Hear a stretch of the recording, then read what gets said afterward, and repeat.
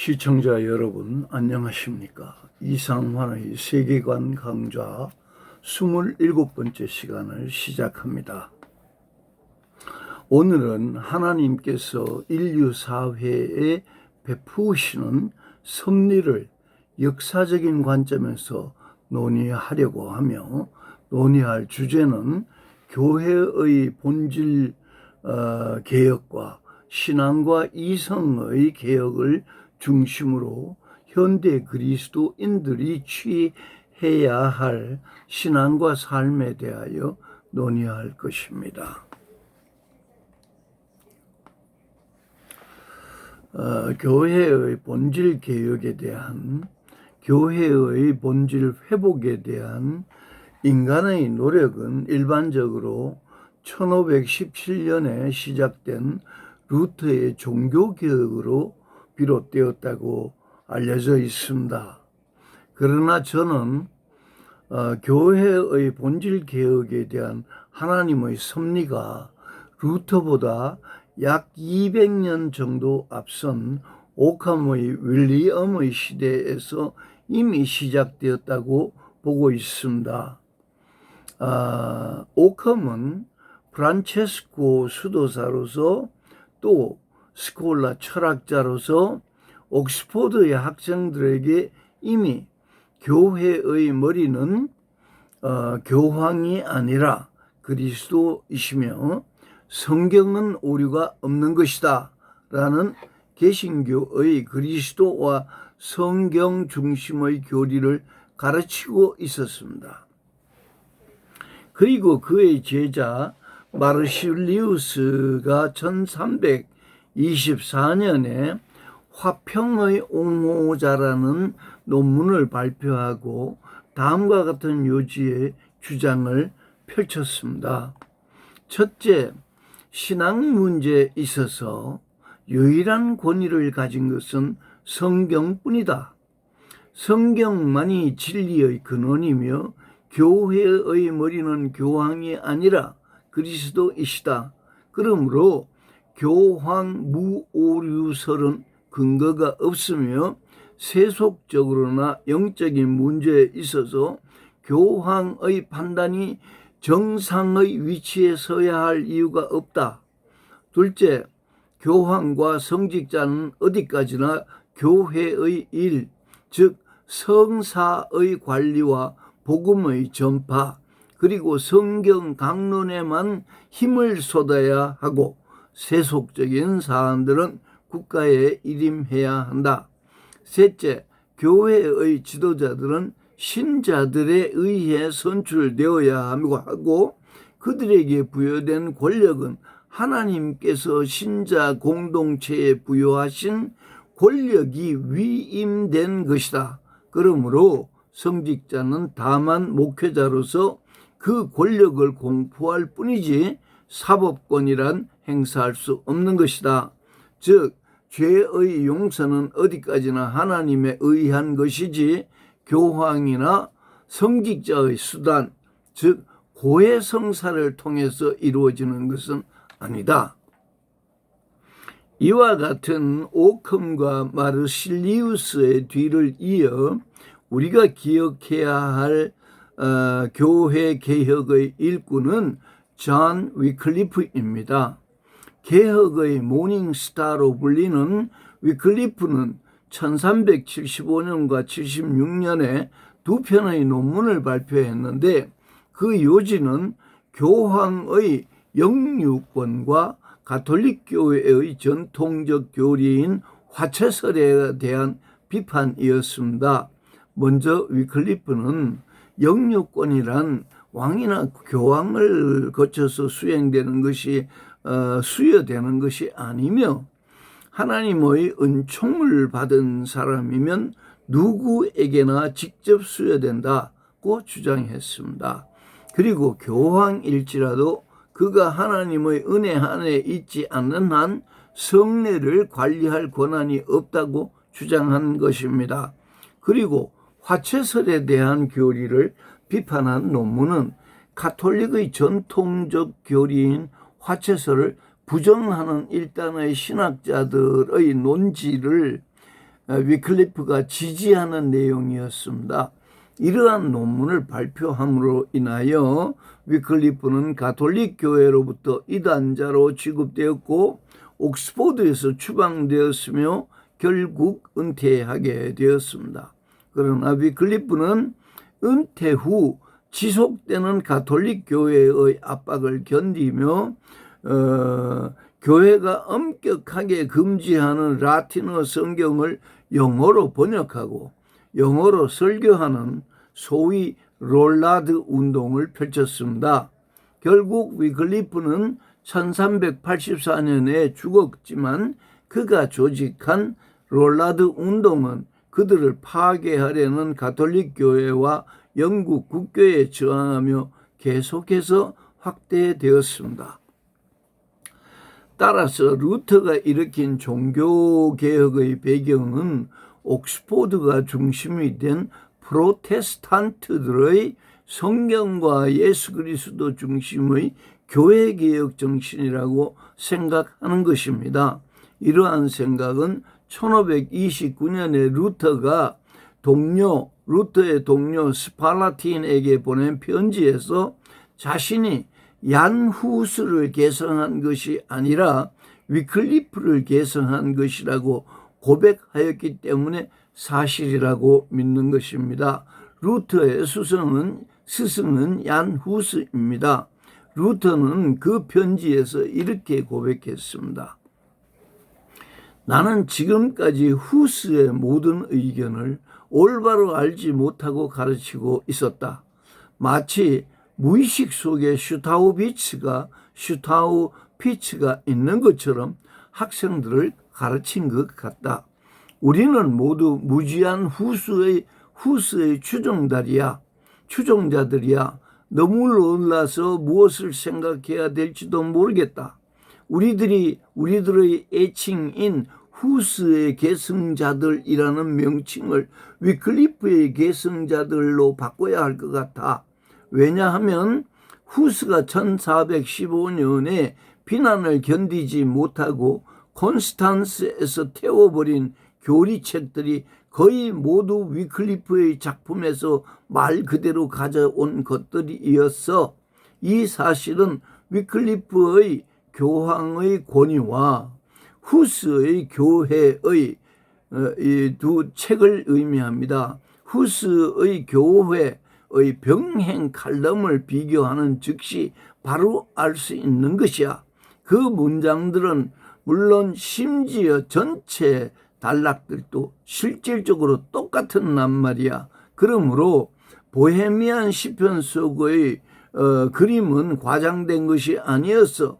우리의 개혁자 위클리프의 역량은 아마도 그의 조국 영국에서보다 영국 밖에서 더 위대하게 지속되고 있는 것 같아.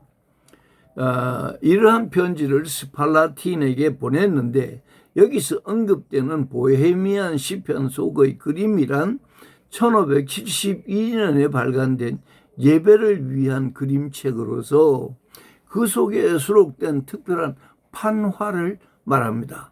그 판화에서 영국의 위클리프는 불꽃을 튕기는 사람으로 그려져 있고 체코의 얀 후스는 석탄에 불을 붙이는 사람으로, 그리고 루터는 불이 붙은 횃불을 휘두르는 사람으로 묘사되어 있다고 합니다.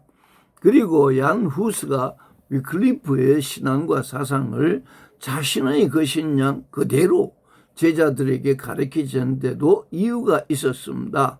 그것은 위클리프가 죽기 전에 자신에게 닥칠 가톨릭 교회의 탄압을 예측하고 친구인 얀 후스에게 자신의 학문을 그의 것으로 사용해도 좋다는 약속과 함께 자신의 서적과 논문 등 거의 모든 학문적인 자료들을 체코로 가져가게 했고 그 모든 내용을 자유롭게 사용하도록 얀 후스에게 허락했었기 때문입니다.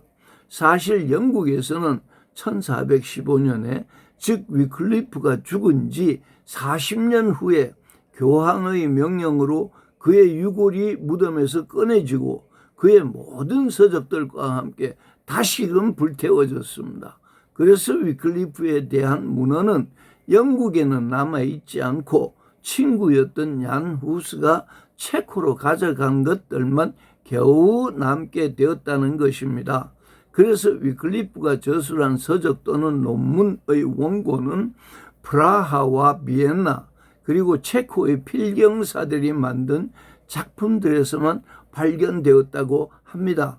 이러한 까닭으로 얀 후스는 자신의 신앙과 학문 그리고 위클리프의 학문을 통합하여 자신의 것인 양 그대로 제자들에게 가르치게 되었다는 것입니다.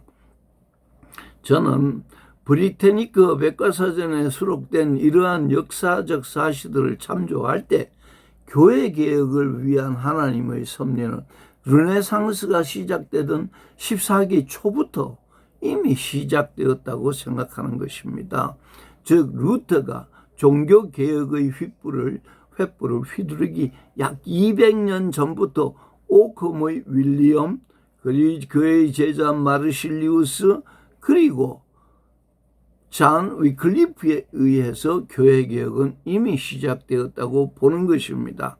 지난 500년 동안 교회의 역사는 전통적으로 루터의 종교개혁 정신을 높이 평가하고 있지만 교회개혁에 대한 하나님의 섭리는 십자군 전쟁의 종식과 함께 무소불위의 권력을 행사하던 가톨릭으로부터 동방정교를 분리시켰고 그 뒤를 이어 가톨릭과 개신교의 분리가 이루어진 역사적 사실도 저는 매우 중요하다고 생각합니다. 인류의 역사는 창조주 하나님께서 통치하시고 섭리하신다는 세계관의 관점에서 생각할 때 예수 그리스도 중심의 교회가 가톨릭, 동방정교 그리고 기독교로 갈라진 역사적 사실 앞에서 주권적으로 통치하시는 하나님의 섭리를 생각해 보아야 옳다고 생각하는 것입니다. 교회개혁에 대한 하나님의 섭리를 이처럼 생각하는 이유는 바벨에서 보여주신 하나님의 뜻과 같은 맥락에서 이해할 수 있습니다. 즉 바벨에서처럼 인간이 하나로 뭉쳐서 하나님의 뜻을 거역하는 그때 인간의 공동체는 깨뜨리시고 흩어버리신다는 하나님의 뜻을 거역하는 하나님의 영원한 작정이 타락한 교회와 교황의 권위에도 그대로 적용되었다고 생각하는 것입니다. 즉 하나님께서는 교황과 군주의 욕망으로 인한 십자군 전쟁을 심판하셔서 가톨릭 교회를 동방정교회와 나누어지게 하셨다고 저는 그렇게 봅니다. 그리고 온 세상이 그리스 철학과 물질 문명의 쇄도로 인하여 하나님을 대적하기 시작했음에도 불구하고 여전히 교황의 전횡과 부정부패를 일삼는 회개하지 못하는 교회를 구원하시려고 가톨릭 교회로부터 교회의 항구적인 개혁을 주장하는 개신교를 분리시키셨다고 저는 봅니다. 즉 교황 중심의 교회로부터 성경과 예수 그리스도 중심의 교회로 교회의 본질을 회복시키려는 하나님의 섭리가 가톨릭, 동방정교 그리고 개신교로 분리하시고 나누셨다고 저는 믿고 있는 것입니다. 그러므로 교회들은 거대한 인간 중심의 공동체로 변질되는 교회를 하나님께서 반드시 심판하신다는 역사적 진리를 잊지 않아야 합니다. 우리가 알고 있듯이 이 세상에 거대한 신전을 짓고 알지 못하는 신들에게 제사를 지내던 고대의 국가들은 모두 역사 속으로 사라졌고 웅장하고 아름다운 가톨릭 교회의 성당들도 예배를 위한 성전으로 보존되기보다는 관광명소로 전락되어 있습니다. 하나님은 하나님의 백성 유대 민족에게 바벨탑과 같은 역사적인 건축물을 이 세상에 남겨놓도록 허락하시지 않았고 오직 그들을 통하여 성경만 남기도록 섭리하셨습니다. 그래서 유대인들은 세상에 웅장하고 아름다운 유적을 남기지 않았고 오직 탈무드와 토라로 자녀들을 양육하며 하나님만을 섬기고 그 진리의 말씀을 붙들고 살고 있는 것입니다. 그러나 유대인들은 비록 세상에 흩어져서 디아스포라의 삶을 살고 있지만 이 세상의 정치, 경제, 학문, 사상, 금융 이 모든 분야를 주도하며 막강한 힘을 과시하고 있습니다. 그러므로 개혁주의 교회, 그리스도 중심의 교회들은 교회 건물을 필요 이상 크게 짓는 일보다 오히려 성경의 진리에 기초하여 겸손함과 긍휼의 마음으로 사랑과 구제를 실천하는 일에 성도들의 신앙과 이성을 집중시켜야 한다고 저는 생각합니다. 그래서 지역사회의 믿음이 없는 사람들이, 지역사회의 믿음 없는 사람들이 그 교회를 동경하고 사모할 만한 작지만 사랑이 넘치는 교회를 세워야 한다고 생각합니다.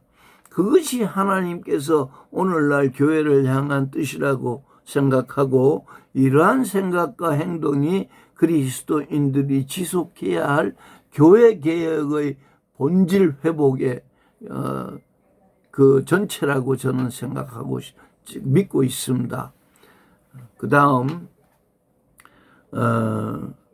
교회의 본질을 회복시키려는 하나님의 섭리는 그리스도인들의 삶과 신앙을 통합시키려는 하나님의 섭리로 이어졌습니다. 그 실상은 19세기 말에 기독교 세계관 운동으로 나타났습니다.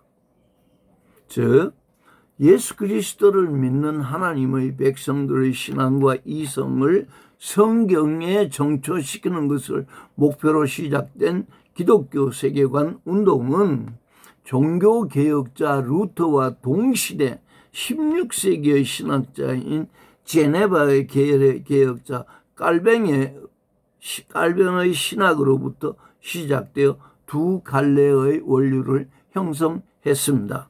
그 첫 번째 원류는 스코틀랜드의 오오 목사로부터이고 두 번째 원류는 네덜란드의 정치가 카이퍼로부터 흐릅니다. 오어는 기독교 신앙이 삶을 질서정연한 전체로 보는 가장 고귀한 원칙적 관점을 제공하고 있다고 주장했습니다. 그리고 카이퍼는 삶과 문화의 모든 국면에는 그 중심에 하나님의 통치가 있다는 영적 비전을 주장했습니다. 즉 하나님께서는 오어를 통하여 인간 중심의 경험론과 합리론의 공격으로부터 유럽의 교회들을 보호하셨고 카이퍼를 통해서는 미국의 지식사회에 세계에 대한 하나님의 주권적 통치를 가르치게 하셨습니다. 즉 하나님께서는 아브라함을 통하여 이스라엘 백성의 세계관을 형성시키셨듯이 오어와 카이퍼를 통하여 근대사회 하나님의 백성들이 갖추어야 할 세계관을 형성시켜 주신 것입니다. 19세기 오어와 카이퍼의 시대 서구 사회는 계몽주의와 인본주의의 영향으로 탈기독교화의 길에 들어서서 기독교의 진리와 교회를 공격하고 있었습니다. 이 시대에 하나님께서는 오어를 들어서 유럽의 지식사회의 기독교 세계관은 철학 또는 과학으로부터 가공된 이론들과는 전혀 다른 세계에 대한 총체적인 기독교적 관점을 제시한다고 주장하게 하셨습니다. 즉 5월을 에딘버러의 장로교 연합신학대학이 시행한 커 강의의 강사로 세우시고 인간의 운명과 세계에 대한 관점은 오직 기독교적 세계관을 통해서만 발견된다고 주장하게 하셨습니다. 오어는 이 강연을 3년 동안 준비해서 1891년에 발표했고 1893년에 하나님과 세계에 대한 기독교 관점이라는 논문으로 출판했습니다. 그는 여러 강의와 논문 발표를 통하여 예수님을 하나님 아버지의 아들로 진심으로 믿는 자는 하나님에 대한 관점, 사람에 대한 관점, 죄에 대한 관점, 구원에 대한 관점을 확립할 수 있다고 주장했습니다. 이와 같은 오의 기독교적 비전이 지니고 있던 신앙과 이성의 핵심은 인간 예수 그리스도였고 전체적인 관점은 역사적이고 정통적인 그리스도론의 뿌리를 받고 있었습니다. 그리고 아브라함 카이퍼는 네덜란드의 총리직을 역임했던 정치인인 동시에 걸출한 신학자였습니다. 그에게 임한 하나님의 섭리는 그로 하여금 1898년에 미국의 프린스턴 대학의 스톤 강의의 강사로 초청받게 한 사실에서 극치에 이르게 됩니다. 카이퍼에게 있어서 프린스턴 대학의 스톤 강의는 미국의 지식사회의 성경에 기초한 기독교의 진리와 세계관을 주장할 수 있는 매우 중요한 모멘텀을 만들어 주었습니다. 카이퍼는 이 강의를 통하여 기독교는 단순한 신앙이 아니라 인생의 모든 것을 포괄하는 세계관이라는 것을 과학적으로 논증하였습니다. 카이퍼의 세계관은 칼빈의 신학적 패러다임을 따르고 있었지만 스톤 강의에서 실행한 그의 강의는 특정 신학에 얽매이는 것을 거부하고 오히려 과학적인 방식으로 기독교적 세계관을 논증했던 것입니다. 즉 카이퍼는 창조, 타락, 구속이라는 신학적 프레임으로 기독교가 인간의 삶의 전체 영역을 함축하고 있다는 것을 그냥 믿어라 그렇게 말하지 않고 과학적인 논리를 갖추고 학문적으로 논증했다 그 말입니다. 이처럼 오와 카이퍼를 통한 신앙과 이성에 대한 하나님의 섭리는 오늘날 개혁주의 기독교 세계관의 모습으로 우리 가운데 살아서 현대 기독교인의 신앙과 삶을 인도하고 있습니다. 그러나 안타깝게도 오늘날의 그리스도인들은 기독교적 세계관의 인도함을 받으며 살고 있다고 말하기보다는 혼합주의적인 문화적 세계관의 지배를 받으며 이교도와 다름이 없는 삶을 살고 있다고 저는 보고 있습니다. 즉 현대의 그리스도인들은 조나단 에드워즈의 표현대로 진노하는 하나님의 손에 붙들린 죄인들이며 하나님의 백성으로 일컬어지기에는 너무나 부족한 모습으로 살고 있다고 생각하는 것입니다.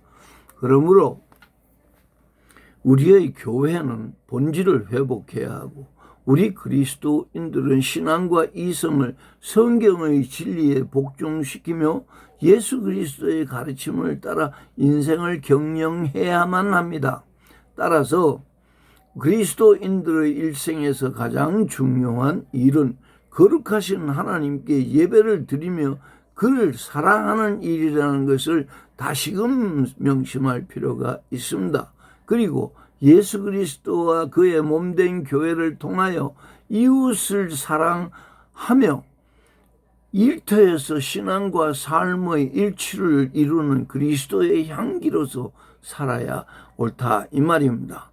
그리고 이를 위하여 가장 필요한 것이 성경적 기독교 세계관의 정립과 실천이라고 생각합니다. 즉 기독교인들에게는 독일에서 시작된 루터의 종교개혁과 영국의 위클리프에게서 발로된 개혁주의 정신이 살아있어야 할 것입니다.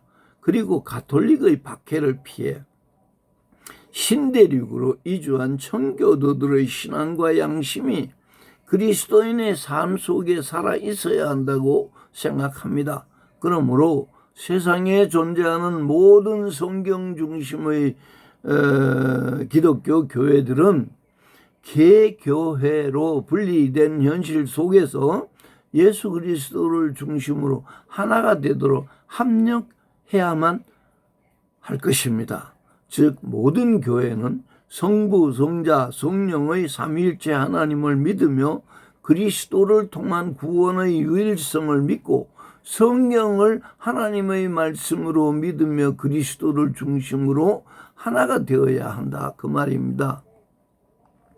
사실 우리는 우리의 인생이 나그네와 같다는 성경의 가르침을 믿고 고백하는 그리스도인들입니다. 그러므로 우리에게 필요한 것은 모여서 기도할 회막이 필요하고 모여서 예배드릴 성막이 필요한 것이지 거대하고 웅장한 교회 건물이 필요한 것은 아니라고 생각합니다.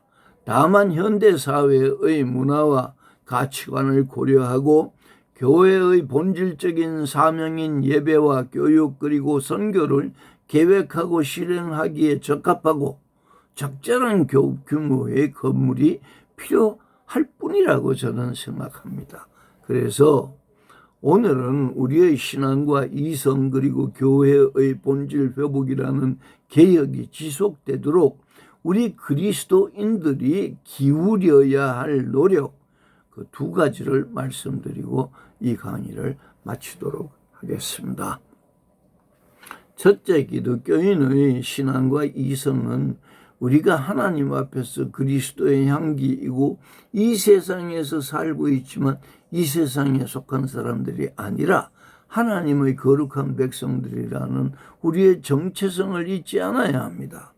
마치 온 세상에 흩어져서 디아스포라의 삶을 살고 있는 유대인들이 자기들은 나그네와 같다는 정체성을 잊지 않고 살아가듯이 우리 그리스도인들도 우리가 이 세상에서 나그네와 같은 하나님의 백성이라는 정체성을 잊지 않아야 한다, 그 말입니다.